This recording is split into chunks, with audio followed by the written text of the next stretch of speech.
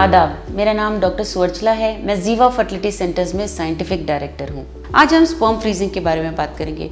ये क्यों करते हैं, कैसे करते हैं, आइए इसके बारे में जानने की कोशिश करें। स्पर्म फ्रीजिंग बहुत आसान तरीका है लेबोरेटरी वाइज, लेकिन ये क्यों किया जाता है ये बहुत महत्वपूर्ण है जान लेना। कभी कभी पेशेंट्स कैंसर ट्रीटमेंट के लिए जा रहे होते हैं, उसके दौरान कीमोथेरेपी और रेडिएशन उनको कराना होता है। कीमोथेरेपी और रेडिएशन एक बहुत क्रूशियल प्रोसेस है कैंसर सर्वाइवल के लिए, लेकिन इसके वजह से स्पर्म्स का भी नंबर कम होता है या बिल्कुल ही घट जाता है। तो ऐसे कंडीशंस में आपके ट्रीटिंग फिजिशियन या आपके यूरोलॉजिस्ट आपको ये सलाह दे सकते हैं कि एक सैंपल फ्रीज करा लीजिए, ताकि जब कैंसर का ट्रीटमेंट हो जाएगा तब आप वापस आके इन स्पर्म्स के साथ आपके पार्टनर के साथ प्रेगनेंसी ट्राई कर सकते हो। यही नहीं, कभी कभी हस्बैंड्स ट्रैवल कर रहे होते हैं, बाहर अब्रॉड जा रहे होते हैं, उनके वाइफ्स को ट्रीटिंग कंट्री में रख के, यानी जिस कंट्री में ट्रीटमेंट चल रहा है उस कंट्री में छोड़कर बाहर जा रहे होते हैं, तभी भी सैंपल्स फ्रीज किए जाते हैं। कभी कभी सैंपल्स देने में प्रॉब्लम होता है, इजैकुलेट करने में प्रॉब्लम होता है, ऐसे कंडीशंस में स्पर्म सैंपल्स को फ्रीज किया जाता है। ये हुए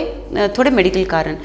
कभी कभी आईवीएफ के दौरान भी जिस दिन अंडों को बाहर निकाला जाता है, हस्बैंड स्पर्म नहीं दे पाते, एंक्शियस होते हैं, या ओरिजिनली भी उनको मेडिकली कुछ प्रॉब्लम होता है क्लिनिकली स्पर्म्स देने के लिए, तब पहले ही सैंपल लेकर फ्रीज किया जाता है, जिसे बैकअप सैंपल कहते हैं। इस सैंपल को आईवीएफ के लिए या इंट्रासाइटोप्लाज्मिक इंजेक्शन के लिए यूज़ किया जाता है, जिससे एम्ब्रियोज को तैयार करके आपके प्रेगनेंसी के चांसेस बढ़ाए जाते हैं। इसके बारे में अगर आपको और जानकारी चाहिए, स्पर्म फ्रीजिंग कराना है आपको और आपके ट्रीटमेंट ऑप्शंस क्या हैं, आप जानना चाहते हैं, अवश्य जीवा फर्टिलिटी सेंटर्स आइए। धन्यवाद। हमने इस वीडियो बनाने के लिए बहुत मुशक्कत की है, मेहरबानी करके हमें लाइक और सब्सक्राइब ज़रूर कीजिएगा। शुक्रिया।